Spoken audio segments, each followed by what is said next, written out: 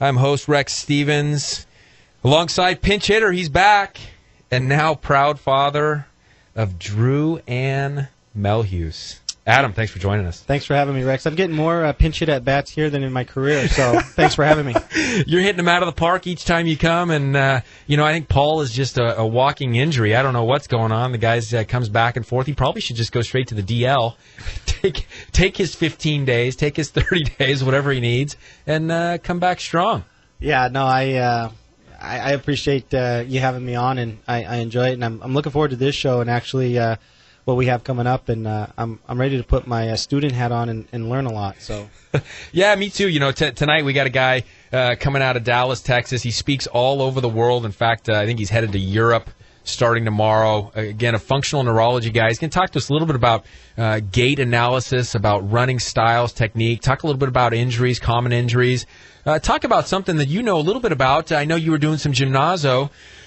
And over there in Gymnazo, they talk a lot about some of those different planar movements, the sagittal movements, transverse movements, coronal planes, and we'll talk a little bit about that in relation to running. I know it's a pretty hot topic. But first, I know you want to give a shout-out to a guy who was a great guest here on Living the Run, kind of took the mic onto himself and sometimes didn't let it go there for a while, but he just did something kind of fun as well, Eric Burns. Yeah, no, I wanted to just give a shout-out to Burnsy, and, he completed the New York Marathon, and I haven't spoke with him yet, playing the text tag, if you will, back and forth, and just to see how it went, and, I just wanted to give him a quick shout, and pretty impressive.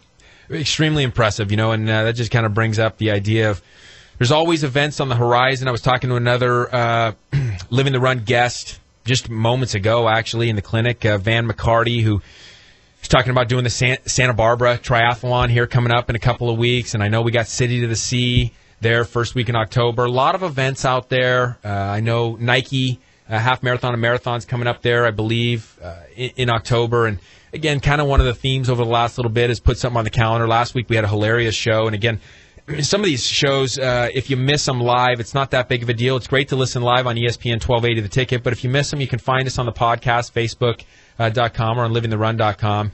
Jean Steele was on, and I thought she made a great point last week, Adam, is that she talked about putting herself on the calendar. So not even just an event, but just putting herself on the calendar to get some of that spiritual, mental time to kind of let things wind down, clear, refresh, and be able to come back strong.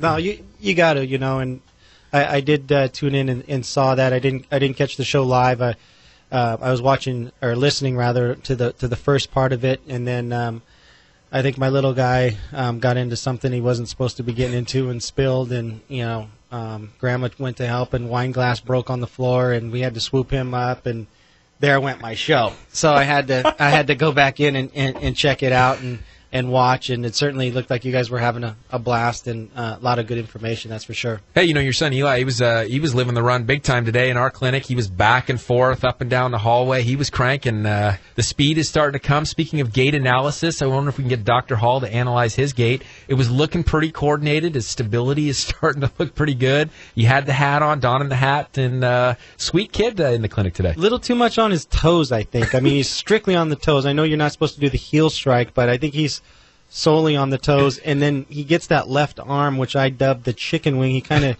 gets that thing flapping, and I'm not sure where that comes from, so I think that's taken away from his speed a little. Well, maybe there'll be a few tips that we learned tonight from Dr. Mike Hall, who'll be coming on from Dallas, Texas, talking a little functional neurology. Maybe a few tips you'll bring back home tonight so that tomorrow you can start to work on some of that technique with your son. I will. I'll dangle the cookie out there and say, run to the cookie and analyze it and learn what I learned tonight and see if I can't straighten him out. One thing I wanted to ask Max, producer Max Woodcock here, is when are we going to get to the elite level here on Living the Run where we can start to bring in some of the past shows, some clips that we'll be able to go right to? I'm telling you, last week's deal with Paul Tarek talking about throwing a javelin at a coconut to get a little bit more electrolyte in his drink, that was epic. Epic stuff, Max. People need to hear that. We can't count on them going to the podcast every week, but maybe during our show we can go back and pull up some of those moments. You want to start a little bring back segment? Let's do a little bring back segment. You got it, man. You let me know. We had naked climbing That was a couple months ago. That would have been a good one. And just picture Paul Tarek in his front yard, javelin in hand, throwing it up at that coconut, knocking that thing down. And that was the suggestion on how to get a better electrolyte drink. I think I would go thirsty. I don't know if I'd hit the coconut. I think it'd be counterproductive. It's a pretty long distance from here to anywhere where coconuts are. Exactly. So. Yeah, well, good stuff. I wanted to put a shout out to just sponsorships. Sponsorships is kind of an interesting game, and with money out there, and I know things are tight and so forth for different people. We're always grateful to sponsors, and I want to say thanks to some of our sponsors that we've had up to this point. Standard Process came in on last week and gave us some good tips on some of those nutritional types of things, electrolyte drinks, etc. It's been great having Judd Clark and hopefully Puma Aquatics, and hopefully we get him back to kind of get a recap on some of those Olympics. We got massage therapist Brian Quigley, and now Equilibrium just came on with us as well. Dr. Ryan Ross, all people that care deeply about health and wellness, and we're super grateful for these guys coming in and sponsoring us. Olympics was an amazing deal. Some pretty tremendous stories out there. A good time. Did you have a favorite this time, Adam? I watched a lot of the track stuff. And I mean, Usain Bolt. I mean, the guy's phenomenal. How fast he is. I mean, it just doesn't. When they did the camera angle like kind of down on the track, like you were running alongside of him type of thing, and to watch them. So immediately when we spoke today and you said we're going to talk about gait, and I immediately flashed to that and some of the way those guys run. And I remember Michael Johnson at USA had a kind of a weird type of run, but certainly was fast. So it looks like there's not a one way to skin a cat, and I'll relate it to what I know best in baseball. It's like not everyone has the same swing, but they always get into the same hitting position no matter how they start. There's a few basics on the swing, but how you start and how you finish is kind of your own, probably based on your own flexibility, range of motion, and just basically how you learn. I know the one guy from Arizona Diamondbacks, a pitcher, has this very high arm angle, almost directly over the top.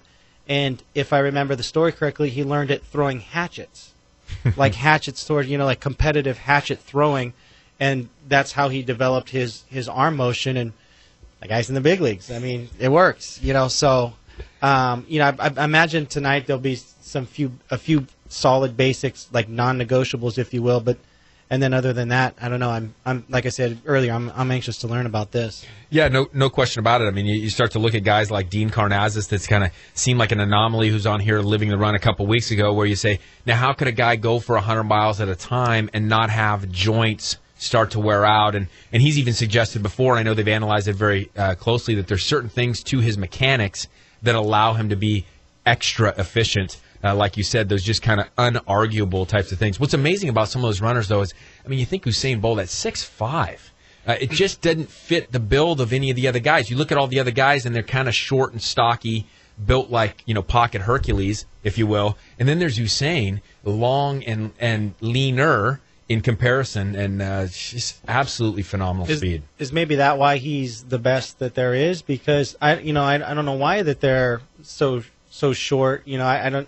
But yeah, I mean, these guys are like fire hydrants, man. They're just jacked, And I mean, Usain Bolt's not that he's a weakling by any means, but he's good shape, and he can get down the track. I remember them talking about at the Olympics, they measured the amount of strides it took Usain Bolt to get to the finish line versus his competitors, and I think all his competitors were right around 46, 47, and he was at 41.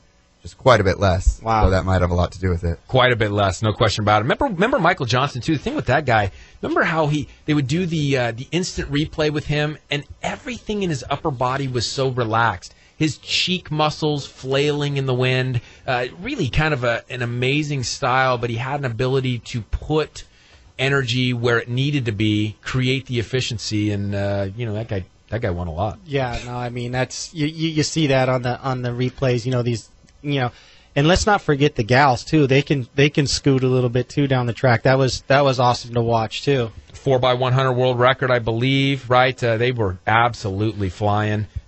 Huge time. Some incredible stuff. at that Olympics. Again, I was looking here on our Living the Run Facebook page. Oscar Pistorius, first double amputee to compete. Pretty remarkable stuff. The 4x400 guy for America breaks his fibula in the 400, but keeps going. Some really amazing team aspects of stuff that was going on. But it looks like Dr. Mike Hall is going to be here with us in just moments, so we're going to get him on. We're going to get his take again on some of these different running styles, performance versus longevity, a whole bunch of great stuff. You're not going to want to miss this guy. Like I said, he's on his way to Europe, speaks all over the world. Big time information and some stuff you're going to be able to take home tomorrow to make some nice changes in your health and fitness. So stay with us. You're listening to Living the Run on ESPN Radio 1280 The Ticket.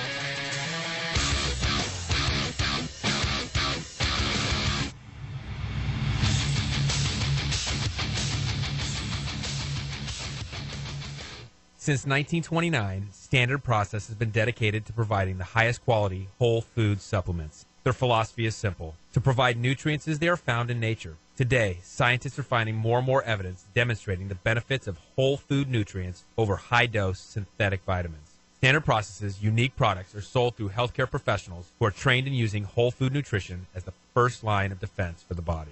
Visit www.standardprocess.com for more information or to find a Standard Process healthcare practitioner near you. Hey guys, Paul Tarek from Living the Run here. As a former Olympian, there is only one place myself and fellow athletes go when it comes to chiropractic care on the Central Coast. With 4 chiropractors in the clinic, Slow Wellness Center is the largest, most comprehensive group of docs in San Luis Obispo County. I began seeing Dr. Rex Stevens back in 2005 for spinal adjustments to help maximize my performance, minimize my injury, and allow me to compete at my best. When the difference between a win and a loss can be just a fraction of an inch, perfect alignment in all joints is essential. One of the great things about the team at Slow Wellness is no matter where I had an issue, whether it was my spine, my foot, knee, wrist, or shoulder, they were always able to help. This team, made up of Dr. Rex and Molly Stevens, Dr. Sachs, and Dr. Bandolo, is sure to help you reach your health and fitness goals too. If it's chiropractic care you need, go where I go, Slow Wellness Center. Check them out at slowwellness.com or call 543-8688. My name is Chris Randolph, and as a local track and field Olympic hopeful, I've been seeing Brian Quigley at Slow Wellness Center to help me with injury recovery during my season.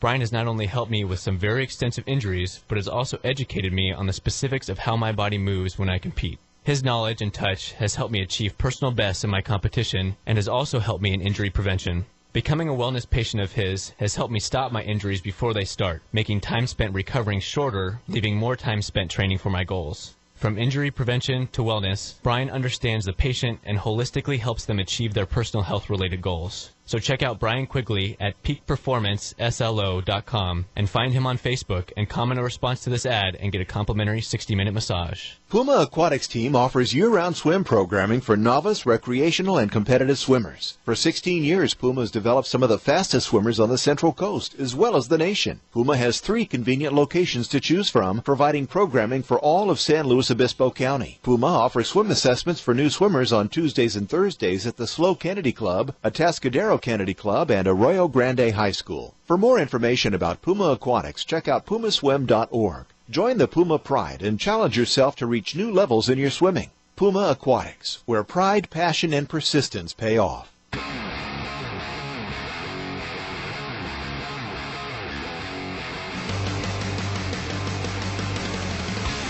We're back with Living the Run. Welcome back here on Living the Run. I'm in studio with pinch hitter Adam Melhuse. We are excited to bring on right now chiropractic neurologist, functional neurologist out of Dallas, Texas, expert in a whole bunch of fields, one of which we're going to spend a lot of time on, you listeners will love, is his gait training, gait analysis. We're going to look at some different types of things, but we're so thankful to have you on. Dr. Mike Hall, thanks for joining us. Thanks, Dr. Rex. It's nice to be here and always enjoy the opportunity to talk about sports. Hey, absolutely, and I know you're going to be on the road here soon, so thanks for giving us a little time. You're going to be heading off to Europe. You talk all over the world. Let's start off first with just the basic concept of this. It seems as though when you start to look at runners, they all complain about the same couple of things. It's either in the foot, plantar fasciitis, we're looking at shin splints, we're looking at hamstring issues, or IT band. Why in the world does this continue to happen, and what can we do to make it better? Well, Doc, I think one of the easiest things we can kind of look at in this day and age is that things that we didn't have in decades past is we sit too much. We simply just sit too much, and then we throw on our tennis shoes and go for a run. And what's starting to kind of catch up with us is that we're starting to see changes in muscular development between our hamstrings and our knee extensors, our hip flexors, as well as our calf muscles. And so one of the things that we're starting to notice is that when we sit for periods of time where we don't actually maintain the strength or flexibility in our extensor groups, we tend to see changes in our flexors. And one of the things is that the hip flexor, also referred to as the psoas muscle, can make us turn our foot out.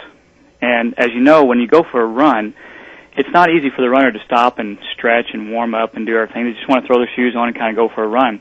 But now what happens is you start to look at the energy efficiency of how we're doing things. And imagine driving your car with it out of alignment, right? And you're going down the road, it's going to get a little shimmy, a little shake to it. Now the same thing when you're running, if you have a little bit of a foot flare to one side or the other, you're going to lose your energy efficiency as you go for a run. And eventually it's going to wear on your body just slightly different from one side to the other. So a lot of people will start to develop little plantar fasciitis on one side, maybe an IT band syndrome, if you will, or what's called a friction syndrome, or even what's now being referred to as patellofemoral tracking, or just abnormal tracking of the kneecap itself. And so I think one thing we can start to look at today is that the idea of not just addressing injuries, but also injury prevention, and how do we improve performance. And so I think now today's athlete is looking more towards how do I avoid these things. And just a lot of exciting research, a lot of exciting change within our athletes in this area. And I think one of the things that we could probably start looking at is, are our athletes today, recreational, elite, competitive, international, national, so forth, are they getting a good gait analysis and getting good gait training before they just start competing? What's the what would be the recommendation on that? You know, you got somebody who was an elite athlete versus somebody who, you know, we've got a lady, Samantha Pruitt, who comes on this show. She says couch potato to ultra marathoner. Somebody who was kind of a sitter for a long time and then now starts to run. Obviously, they're going to metamorphosize, if you will, over time as they start to change muscle to fat ratios, etc. When do they start the gait analysis? When do they continue to have it looked at again as they continue to get more efficient or change that body type into more of an athletic realm? Well, I think, Doc, if True and Everett did a great job in their text on human movement put out by Elsevier. I think they said it best when they said you really should have an evaluation at least every 4 to 6 weeks.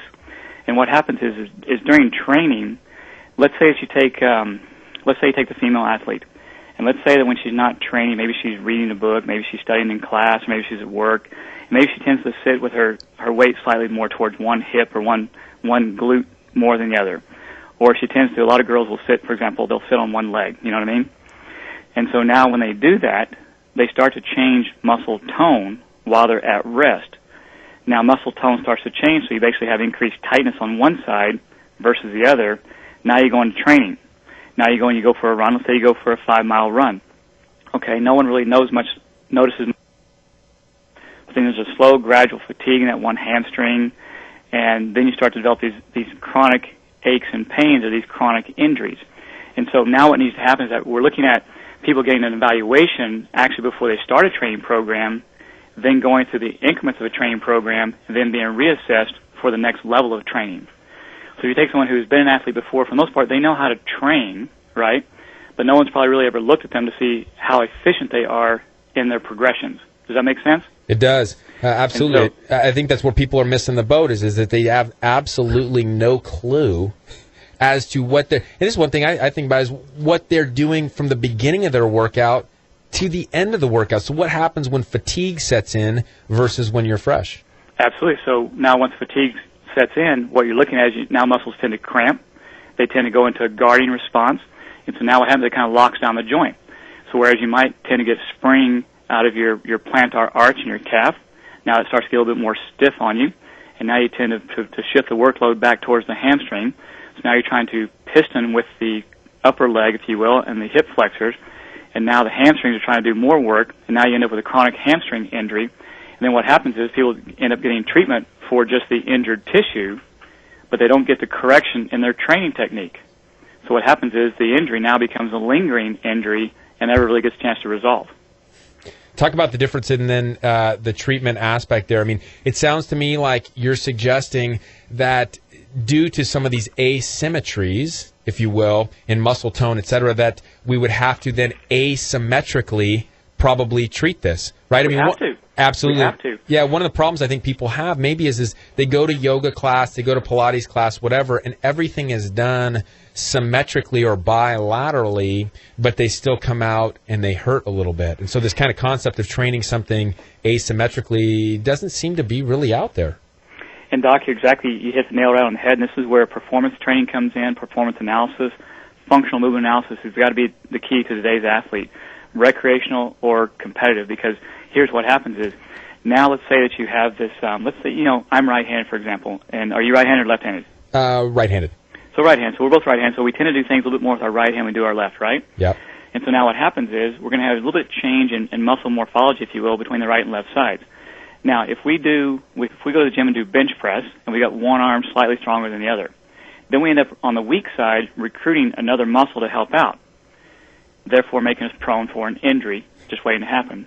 Now, take the runner who's going for a run. Now, let's say they're going for a 10, 15-mile run, right? They're in endurance training. Well, now think about what happens if you've got a slight foot flare due to a tight hip flexor. And now you've got this inefficient run, this training technique, that's going to start to wear down the foot. It's going to start to see a drop in the arch, maybe plantar fasciitis, a little calcium deposition around the Achilles tendon, so now it gets a little tender as well, a little tightness in the calf itself, maybe a hamstring, chronic hamstring strain, but they start getting that pelvic asymmetry. And what I'd like to bring up in this particular discussion now is the terminology sagittal versus coronal. And what I want you to think about, and I think this is good for the listeners as well, is that let's say you get on a treadmill and you run on the treadmill. So for the most part, the treadmill's going, and you're basically running in one direction, basically just straight ahead the whole time, right? Got it. So now any of the muscles from side to side aren't getting exercised. So now your stabilizers, such as your shoulder muscles, your deltoid, if you will, your glute medius, your hip stabilizers, if you will, aren't really getting trained. So now what happens is you get trained in one plane of motion. And so now when you go off the treadmill and you go out into the field, if you will, or go out into the game, or go out into the race, now you're prone for injury as soon as you go from side to side. So people who only run, people who only cycle, people who only get on the cross trainer, if you will, or only on the road bike, get in one certain position, and so now that side position puts them in harm's way. So what we're looking at is that if I raise my arm to the side, that uses a muscle called the deltoid. If I raise my leg to the side, that uses a muscle called glute medius. Well, glute medius stabilizes the hip.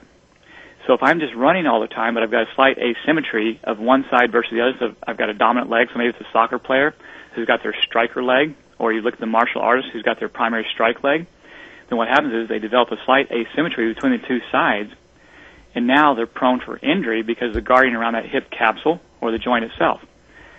And this is one of the things we've got to start looking at. So if we take that person who's got a pelvic asymmetry, their hips are uneven, or their legs are slightly uneven, or they got one leg that kind of flares out to one side versus the other, if we treat that person by saying, okay, now go and do 5 repeat half miles, well, we're not addressing that asymmetry, and so now the training technique is only going to further the degeneration and breakdown of the athlete altogether, including the joint, the muscle, the tendon, the ligaments, and it's going to work its own way up even the spine. And so, go ahead, sir. Wait, well, we're talking to Dr. Hall here on Living the Run, ESPN 1280, The Ticket. It sounds to me like what you're saying, and this is where it gets really tough, is that if you're not moving enough, you're too sedentary, you're going to break down. But some of these exercise patterns that people are getting are actually maybe increasing the rate of breakdown at the same time. Absolutely. And what's being missed is that in a lot of the sporting events, for example, if you go to play football, then basically you're trained to play football by catching the ball, by blocking patterns and so forth, and no one's really stopping to look at the athlete together to see are they in symmetry, are they symmetrical in order to perform at their very best in this given sport. And so a classic example for you, if you just take, for example, let's say the weak right hip. So let's say someone's got a little bit of a low back tightness and stiffness, then what happens is when one area becomes stiff, another area kind of picks up the slack. So now the hip becomes slightly hypermobile, if you will, and the muscles start to kind of guard and protect around that. That causes the foot to slightly turn out just a little bit.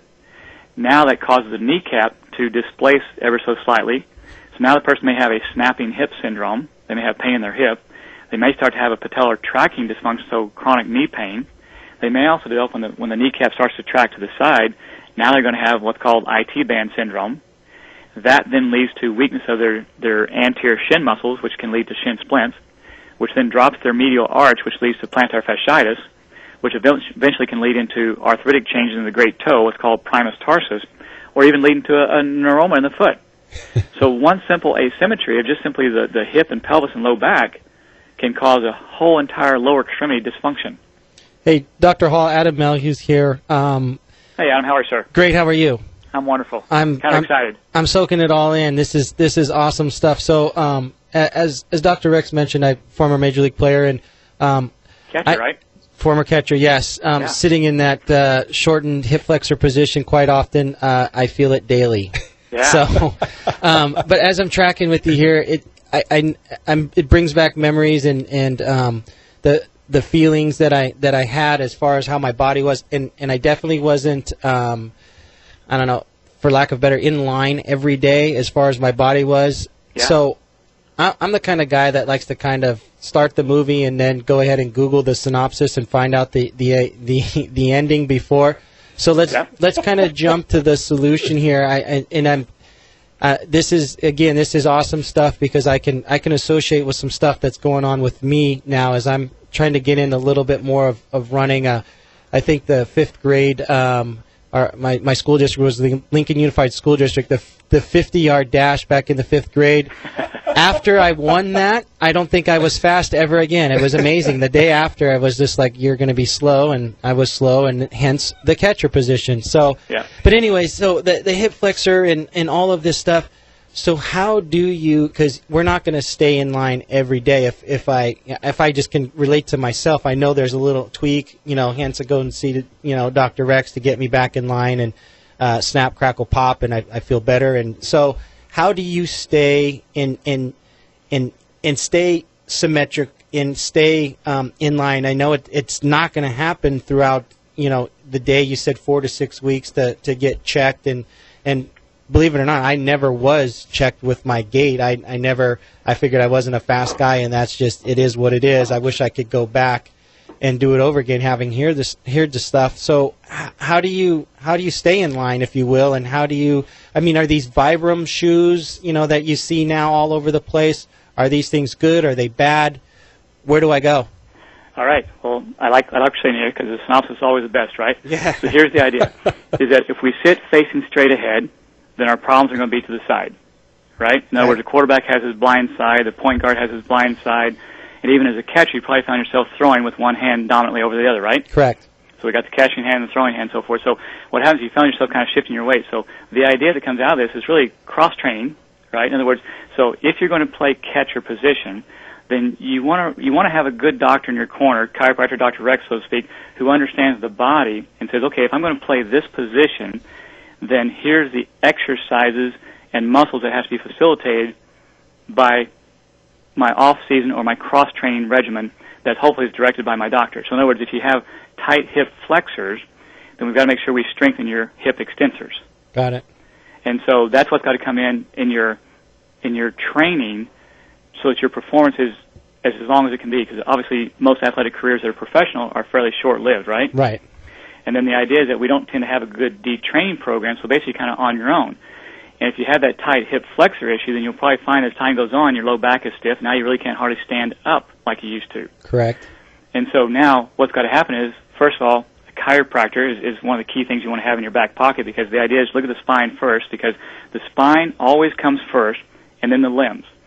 And so in other words, if your spine is dysfunctional, then the limbs now have a kink in them. Does that make sense? Yep. So when you loosen up the low back, when the low back is checked for asymmetry, then go to the limbs. And so, for example, with the tight hip flexor, you got to look at the lower 4th and 5th lumbar, because a lot of times that's where you're going to have your disc herniations or your degenerative changes. So you got to get the low back adjusted, make sure it's moving properly, and then exercise the antagonistic compartment or the hip extensors. If you got tight hamstrings, we got to work the knee extensors or the quadriceps. And so this is the key to it. But what has to happen is that, and Dr. Rex said it, perfectly a little bit ago, is that the idea is that we've got to identify, is there an asymmetry first? Because if you exercise with a joint that's slightly asymmetrical, then you're going to only break that joint down even faster. And you're going to get what's called dystrophic calcification, and calcium is what makes us have chronic pain. And so now you've got degenerative pain in the low back, degenerative pain in the hips, and so forth. So the idea is got to resolve the asymmetry or remove the joint dysfunction, and then strengthen the weak muscles and lengthen the tight muscles. And so the idea is find someone who's going to evaluate you for performance. So there's kind of three stages here. There's the young athlete who aspires to be professional. There's the professional or elite athlete. Then there's the retired athlete. So we take those three categories, right? So the young kid who wants to aspire to be professional, the idea now is getting moms and dads to understand that these kids sit in a chair and a desk all day long, then they go to practice, right? Then they go to practice, they go home and sit and do homework, and then they go to bed. So if they're not being evaluated on a fairly regular basis, then they develop abnormal patterns very early on that never get resolved. Hey, talk about that real quick, because Adam actually, when we started the show, Adam just had his second child, little baby girl, and he's got a young son too. And we were talking about running style, and we were kind of laughing because he's got a real young son who's just learning the stability of walking and running. But what is it that parents should look for right off the bat? Because Adam had mentioned something that I know is a big thing for you is the idea of toe walking. No toe walking. Yeah. No toe walking. Yeah. So talk just briefly about those little things that a parent might be able to assess very early on, such that their child doesn't continue to develop in a way that's slightly abnormal or may set them up for further injury. Absolutely. So here's the idea. So let's take those three stages: the young athlete from birth to first competition, if you will.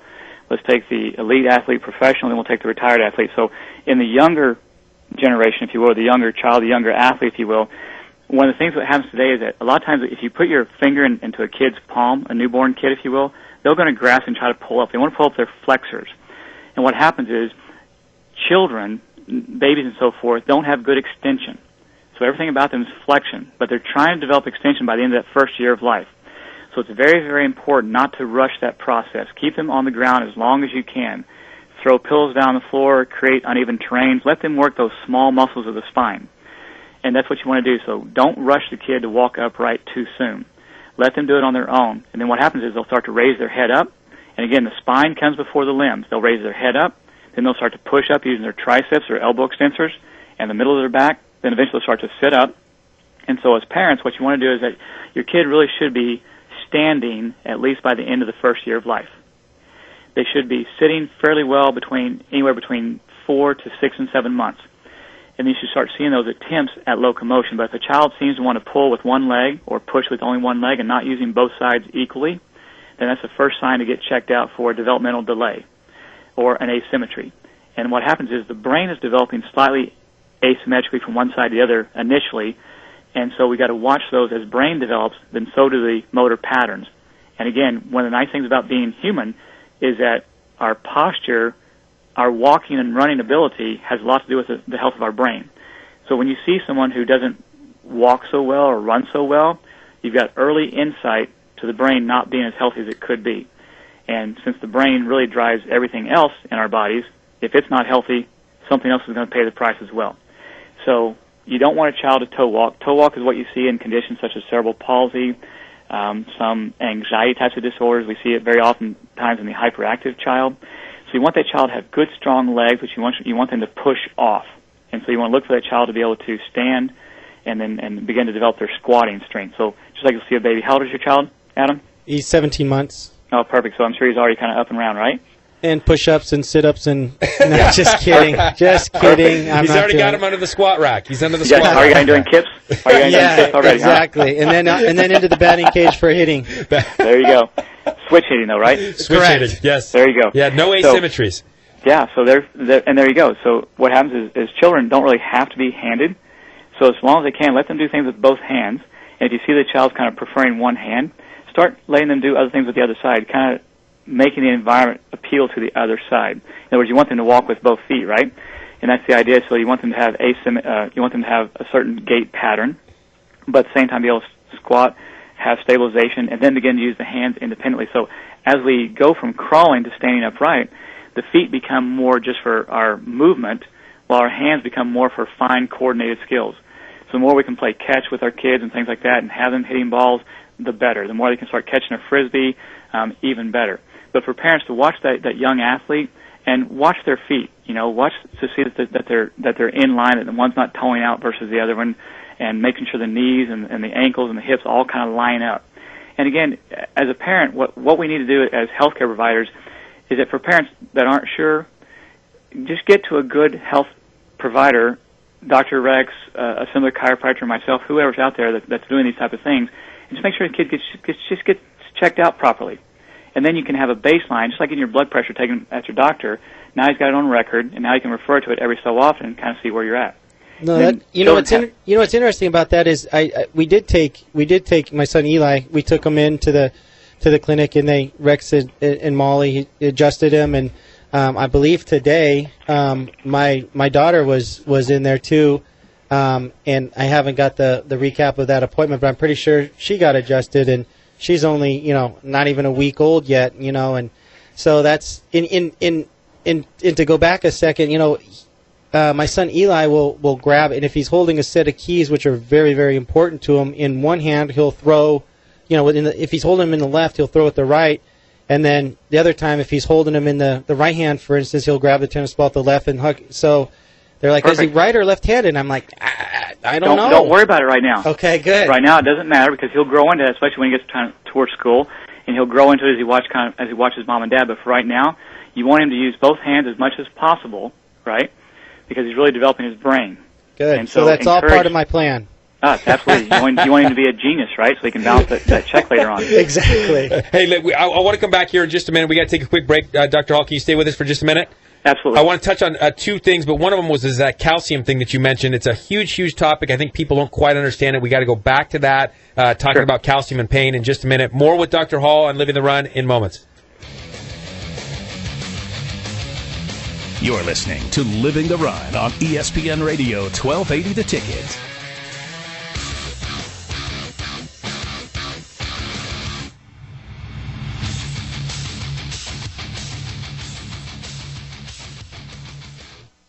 When I was your age and we went camping, Grandpa always told ghost stories. Were they scary? They sure were. Ooh, tell me one. Create memories that your son or daughter will never forget. Take them camping, hiking, or fishing. But before you go, get everything you need at Four Seasons Outfitters. Okay, let's see if I can remember one. Oh, yeah.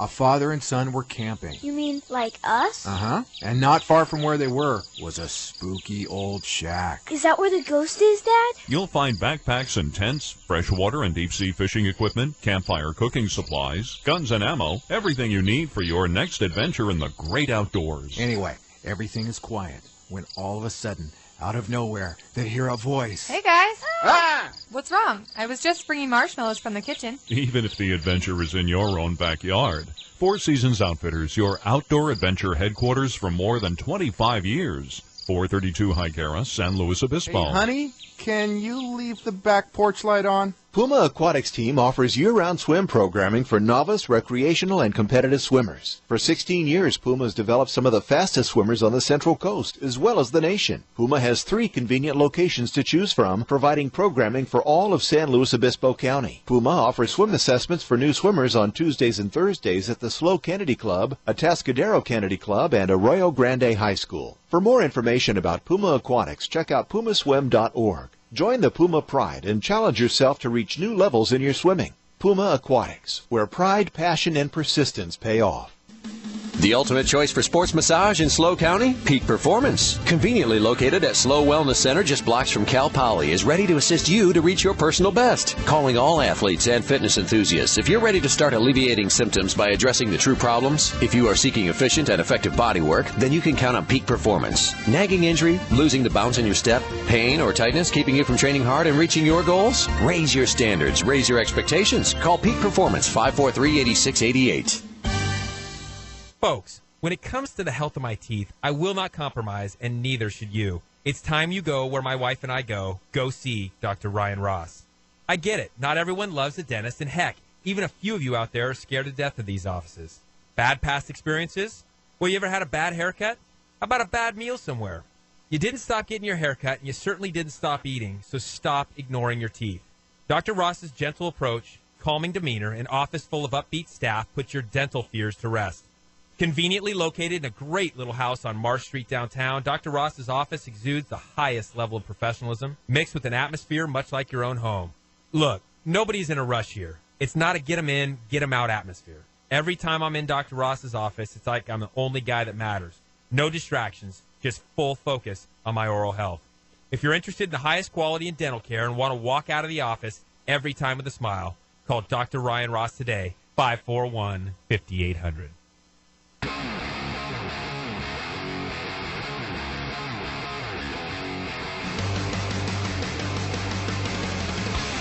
We're back with Living the Run.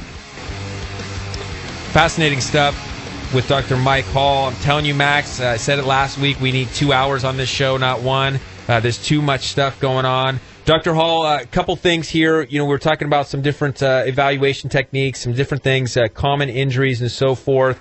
I wanted you to let's just first touch on a couple things people can do. You know, one of the things out there is people seem confused with regards to should they be wearing orthotics? Should they be going to some of these midfoot striking shoes? Should they go all the way to a Vibram?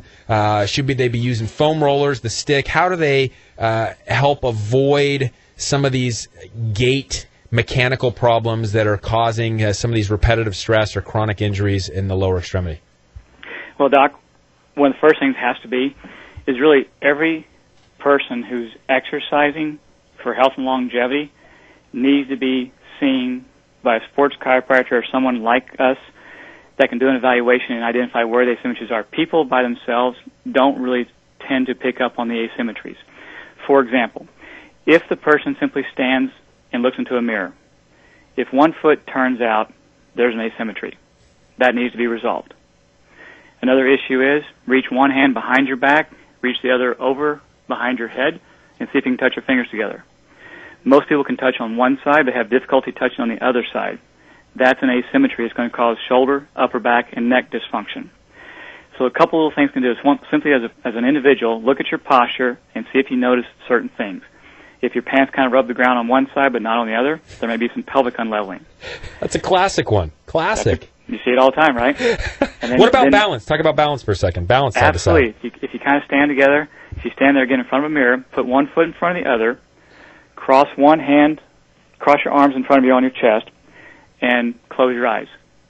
If you can maintain your balance without much of a sway for at least 15 seconds to 20 seconds, you're probably doing okay. If after a few seconds you start to kind of sway and have trouble holding that position, it's time to get checked out. So balance is a big issue. Then go into what's called movement analysis. So do a lunge. A lot of people don't like doing a lunge because it stresses their knees. That's an indication of muscle weakness.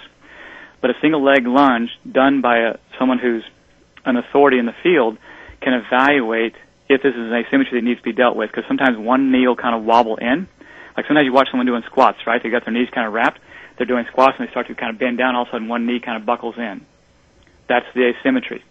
And so then once you've identified an asymmetry, there's got to be a training program to resolve it, resolve the asymmetry first, and then go to doing a bilateral type of exercise. And this goes back into, for example, what Adam's talking about being a catcher, is if he's on his hip flexors, being in a catcher position, his low back's going to be very stiff. Why? Because that hip flexor originates from his low back and attaches to his femur. So if his hip flexors are tight, that means his low back also is tight, which means it doesn't move from side to side. That's got to be picked up on by the healthcare provider. So therefore, his treatments have to involve the side-to-side movement. So therefore, if we stand upright and put our hand on our side of our thigh, we should bend down. Our hand should go past our knee. And so it's one thing people can do very simply. So if you stand up, put your hand on your side of your leg, and simply bend over the side, your hand should slide all the way down past your knee. If it doesn't, time to get checked out. Or if on one side it goes further than the other, then there's an asymmetry, and probably coming from the low back, needs to be checked out. The joint has to move before you can train the muscle. What you don't want to do is you don't want to exercise with a joint that doesn't move properly. That's a recipe for disaster. So a couple things that people can do on their own very easily, and kind of see if there's an asymmetry that there is, get checked out, get a deeper evaluation. Hey, talk about, I wanted, those are great points. And by the way, we've got this thing videotaped, and catcher Adam Melhuse here was testing out every single one of those things. How's he doing? Not good. This is shedding a lot of light on why the stiff lower back. I think, interesting enough, that's a huge issue with guys, that I played with, it's the low back stuff, and spring training, guys are all buff and they're ready to rock and roll, and then you go out there and you're standing around, shagging fly balls for batting practice, and a week later you got a couple of guys in there icing the back and everything else. Absolutely. And the trainers are kind of scratching their head going, oh, man, he came in good shape and we weighed him and his body fat was down, and it's like, so again, I was right there with it, going, yeah, but so it's like, wow, how this is crazy how this is all kind of could you make a call and so I could get back into the game again and say, hey, listen, he had some problems. I think he's got them ironed out now. Hey, Adam, I tell you what, I know Dr. Rex and my heart just kind of aches for athletes like yourself, because the things that we know now that weren't being employed to these athletes in the years gone by is what sets up the problems now. And Absolutely. so, we want to see every athlete of whatever age being seen and getting evaluated so these problems don't happen, because I never really knew about chiropractic when I was younger. I wrestled, I boxed, I ran, never even knew about it. Yep. So now I've got kind of problems from those that probably could have been prevented. Yeah. No, we didn't even have in Oakland. We didn't even have an on staff massage therapist. We had to. I went and pursued that on my own. And in Colorado, they had a chiropractor come in like a Monday, Wednesday, Friday to the clubhouse, and they had an on staff massage therapist. So I think more and more of the elite clubs, right? You're starting to see more chiropractors and performance specialists on staff now. Yep. People are catching on, so it's a great time. But these things I'm telling you guys right now, you can have your kids start doing. Same thing, side to side, lunge, do the balance test, see where they're at, and get them and help them much sooner. Absolutely. Hey, the last thing here before we go, and I know we'd love to have you back in the coming months. Just so much great stuff here. Again, we're talking to Dr. Hall here on Living the Run on ESPN 1280 The Ticket. Talk about one of the most misunderstood things out there with regards to nutrition and recovery, pain, etc. And that is this whole saga that started with milk, it does a body good, and the whole disaster with calcium. Everyone's taking calcium supplements. Talk about the possible detriment for overuse of calcium in supplementation or in dairy that isn't being digested well. Hey, now you're giving me that topic here with just a couple minutes left, right? Yeah, with just a few minutes left, I know. That's probably one of the most cruel things you can do to me. Torturous. But here's the idea, and it's kind of funny you bring this up, because Dr. Lee, in June 2012, this is old literature now, 2012, in the journal Heart, basically came out to say that dietary calcium is better than supplements altogether, which is even better than prescription. So the idea is that here's what happens is, when we're sleep deprived, when we're stressed, when we're not eating well, we tend to put more calcium into our soft tissues. Our soft tissues are tendons, ligaments, fascia, muscle plane lines, and so forth. And what happens is, anywhere there's a muscle-tendon junction, you're going to increase calcium. That's why if you go down there and you kind of just squeeze your calf, it shouldn't be tender. If you squeeze that Achilles tendon, it should not be tender. But if it is, that means you're getting calcium deposits around these areas. When you go and use your foam rollers, and you get some trigger points, you get in areas of calcium buildup in soft tissue, which means when your body is in slight inflammation or in delayed recovery, you're not going to put calcium in bone, you're going to put it in your soft tissue. So if you're taking a bunch of supplemental calcium, not a good idea. Not a good idea. Again, another reason to call. I was supplementing the calcium when I played, and, so... Get on the horn and call somebody. Bone spurs and calcified tendons. Yeah, I can't straighten my elbow out, but hey, other than that, I'm fine. There you go. Absolute recipe for disaster. But then, so when we're talking about the dietary calcium, you're talking about things like spinach, kale. Absolutely. So here's the athlete's dream meal these days, right? And most of your elite athletes know this already, but you hear about it is the green smoothie, right? It's got to be the power smoothie, and it's got to be green, nothing else, because you get your calcium naturally in your green leafy vegetables. So spinach, kale, chard, the greens, those are your things that you need to have. So you throw a handful of kale, a handful of spinach, you throw some flaxseed, you throw some coconut water in a blender, blend it all up, and off you go. But the idea is that we've got to get away from taking large boluses of calcium. Like for a lot of times doctors will recommend 750 milligrams twice a day.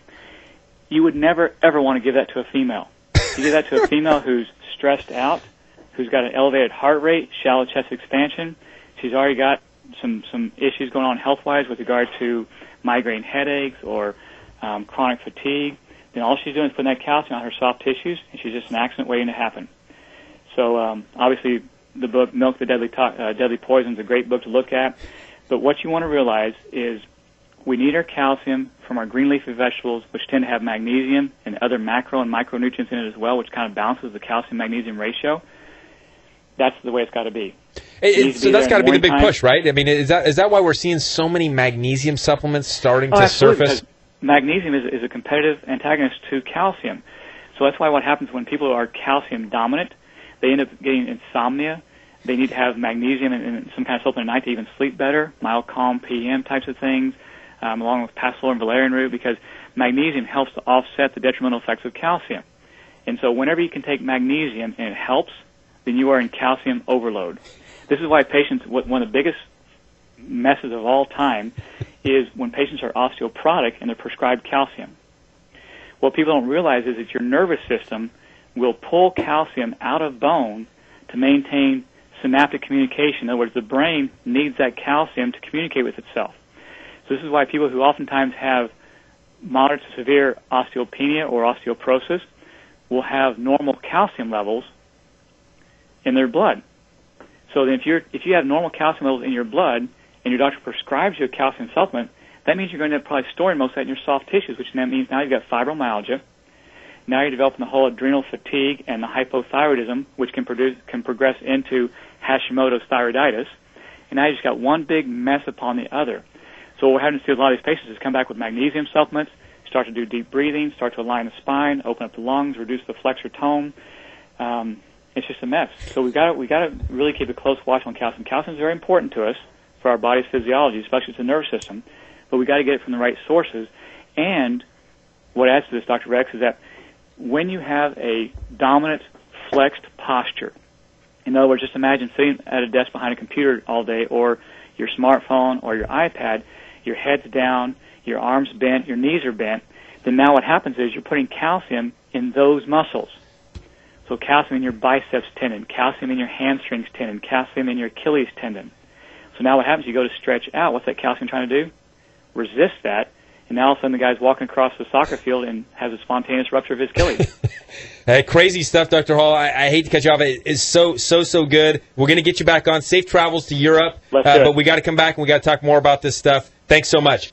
All right, Doc. Keep in touch. All right. Hey, great stuff from Dr. Hall. Thank you, Adam Melhuse, for coming in. It was an awesome show. Quick tip or takeaway? Where do I begin? I'm staying away from calcium. That's really supplementation. My spinach, green leaf smoothies. I'm on the right track. Absolutely. Look for asymmetries. Re-listen to that. Listen to those couple things he talked about. Upper body stretches, balance type things, lower body to find if you've got one. Try to correct it. Next week, Dave Van Malrick's going to come in studio. 20-mile swim. Live healthy, live bold. Next week, come live the run.